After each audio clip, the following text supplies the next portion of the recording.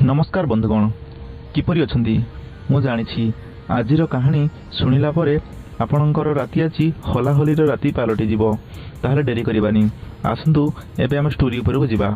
मो ना सुधाकर, मोर बयस 29 वर्ष। 26 वर्ष बयस मुणु मोर विवाह होई सारिछि। मोर पत्नी ना मालती। तेणु मोर एक शाली अछि, तार नाम उर्मिला। उर्मिलार बयस 22 वर्ष। तेणु ताकू किपरि मो दूध चिपि चिपि निर्घात गेहिली तारी विषय में आज आपण मानू संपूर्ण डिटेल्स कहबी। जदि कहानी के भल लगे ताहले आमर चैनल को सब्सक्राइब करदेवे। ताहले डेरी करिबानी, आसंतु आरंभ करिबा आजिर कहानी। मो विवाहर 2 वर्ष गला परे मो मोर ससुर घर को जाई थाए। ससुर घरे जाऊ जाऊ मोर शाली उर्मिला सी मोर भिणई चर्चा करे आ मते जीजू जीजू बोली कही डाके। मु भी मध्य ताको बहुत भल पाए। से भी जीजू जीजू कही मते बहुत किछि खाइबा पाई दिए एवं अतिथि सरकार मध्य करे। किंतु दिनकर घटना, मोर स्त्री देह खराब हेतु सी आम घर को आसीथिला एवं आम घरे रही से रोषेई बासरे मध्य हेल्प करुथला। किंतु दिने मु देखिली उर्मिला गाधोई सरी आसी रूम रे शुईछि। मु हठात आसी देखी भाविली मोर स्त्री मालती शुईछि बोली। किंतु मु जानि नथिली जे मोर शाली उर्मिला शुईछि। तेणु मु ताकू आसी हठात करी करी कुंढे नेली। आउ से जोर करी मते धक्का दे कहिला, जीजू तुम मुंड पागल हो जाइछि कि? ए कोन करूछो? मु कहली सॉरी, मु जानि पारिलिनी। मु भाविली मोर स्त्री मालती माने तमर भौणी मालती शुईछि, तेणु सॉरी। मोर शाली मध्य कहला, अरे नाई जीजू खराब भाविबनी। मु भाविली तमे जानि शुणी करूछ। तापर मु होइली आउ जदि जानि शुणी ताले मु करूछि, ताले जदि सतरे मु तुमको एमिति कहिबी ताले तमे कोन मते खराब भाविबनी? किंतु मो शाली कहला, ना काई खराब भाविबी? तमे जदि जीजू होई जदि एई पड़ी काम मो सहित करिवो ताले मु कोन माय खराब भाविबी? मु भाविली ए शालीर घिया खाइबार मोठो बहुत इच्छा अछि। तेणु मु कहली चलो ताहले टिके आज सेहीपरि खेल खेलिबा। मोर शाली कहला, को प्रकार खेल? मु कहली तुम भौणी सहित मु जो खेल। शालीर भी बयस भी बढ़ीगला, 22 वर्ष बयस। तार भी मध्य सेक्स करने प्रबल इच्छा। तेणु मु डोर बंद करदेली। डोर बंद करदे शालीर दूध को निर्घात चिपिली एवं तार ओठ को मध्य किस करिबार लागिली। जीजू जीजू बोली कही से मते कहला, जीजू तुमको गोटे रिक्वेस्ट। मु कहली कौन? से कहला, मु फास्ट टाइम पाई तुम सहित सेक्स करुछि, किंतु मते धीरे से करिवो आ जिमिति मते कष्ट हेबो नाही। मु कहली अच्छा ठीक अछि, तुमको टोटाल कष्ट हेबो नाही। तेणु मु तार पिंधिथिबा चूड़दारटी को खोलीदेली एवं तार भितर पिंधिथिबा रेड कलर ब्रा सांगू एक रेड कलर पेंटी एवं स्लिम बॉडी शरीर पूरा हिरोइन भली देखा जाउथाए। तार ओठ को निर्घात किस कली। सेतेबेले को मोर 8 इंचर बांडटी पूरा उठी सारी थाए एवं से मो बांड को धरिला एवं कहिला, जीजू तुमर बांडटी बहुत मस्त होइछि।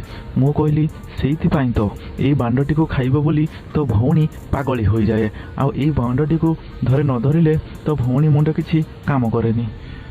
मो शाली कहिला, नाई जीजू सतरे तुमर एई कदलीटी पूरा मस्त। तेणु से मोर चढ़ी टाणी दे मो कदली को निर्धुम खाइला। मु ताकू 2 हाथ टेकी नेली। टेकी नहीं बेड उपरे शई दे ता पेंटी को तलू टाणी नेली एवं तार से छोट बियाटी पूरा निदा बियाटी रे मु किस करिबार लागिली एवं बिया उपरर बाल देखि बहुत खुशी लागिला एवं देखिली एवं कहली तो भौणीर बिया एबे ढिला हो गलानी। शाली कहला, जीजू तमे जदि दिन राति करिवो मो भौणीर बिया कौन सब बेले टाइट हो रहिबो? दिन न दिन से ढिला हबो ना हबनी? तेणु मु कहली नाई से कथा छाड़। तेणु तम बिया होछि पूरा बहुत सुंदर। सतरे मो शालीर बियाटी पूरा गोलापी कलर बिया थिला एवं पूरा टाइट माल। भितरे बिया चाटू चाटू ता आंगुलीटी बिया भितर को पुरेली एवं से आह आह बोली चित्कार कला। मु मने मने भाविली ए आंगुली पुरेबा जोगरु ଶାଳି ମୋର ଆହା ଆହା ଚିତ୍କାର କରୁଛି। ଯଦି ମୋର 8 ଇଞ୍ଚ ମୋଟାର ବାଣ୍ଡଟି ତାକୁ ପୂରେଇବି ତାହେଲେ ଇଏ ତ ଆଜି ମରିଯିବ।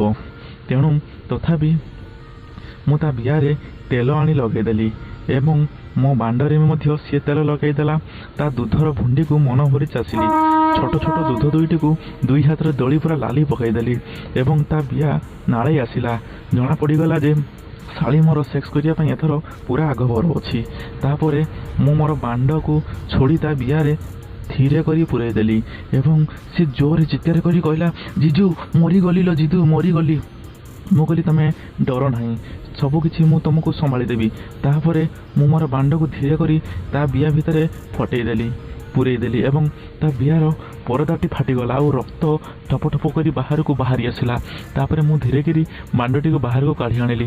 ଜିଜୁ ଶାଳି କହିଲା, ଜିଜୁ ଆଉ ଆଜି ହେବ ନାହିଁ, ମୁଁ ପାରିବିନି। ମୁଁ କିନ୍ତୁ ଛାଡ଼ିବା ଲୋକ ନୁହେଁ।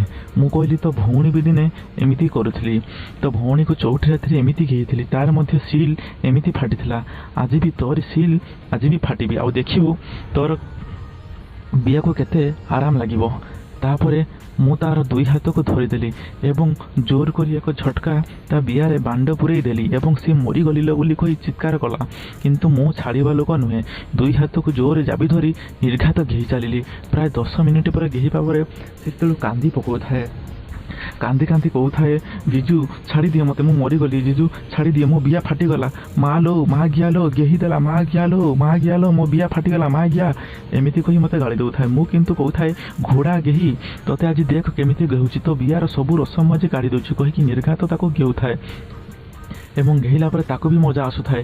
ତାପରେ ସେ କହୁଥାଏ, ଜିଜୁ ଆହୁରି କର, ଜିଜୁ ଆହୁରି କର। ତାକୁ ମୁଁ ବହୁତ ବିଭିନ୍ନ ପ୍ରକାର ଷ୍ଟେପ୍ରେ ତାକୁ ମୁଁ କଲି ଏବଂ ଘେହି ଘେହି ଘେହି ତା ବିଆରେ ପାଣି କାଢ଼ିଦେଲି ଏବଂ ମୋର ବାଣ୍ଡର ବୀର୍ଯ୍ୟକୁ ତା ଦୁଧ ଉପରେ ଏବଂ ତା ମୁହଁ ଉପରେ ପଚ ପଚ କରି ପକାଇଦେଲି।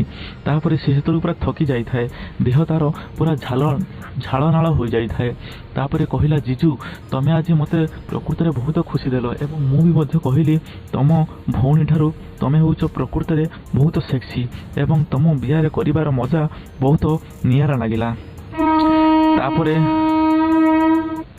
ତାପରେ ଶାଳି ବାଥରୁମକୁ ପଳାଇଗଲା ଏବଂ ଗାଧୋଇ ଆସି ଫ୍ରେଶ ହୋଇ ମୋ ପାଖରେ ବସିଲା। ସେବେଠାରୁ ଆମେ ଭିଣେଇ ଆଉ ଶାଳି ଦୁହେଁ ସେକ୍ସ କରିବାରେ ଲାଗିଛେ। ଯଦି ଆପଣମାନଙ୍କୁ ଏ କାହାଣୀଟି ଭଲ ଲାଗିଥାଏ ତାହେଲେ ଗୋଟେ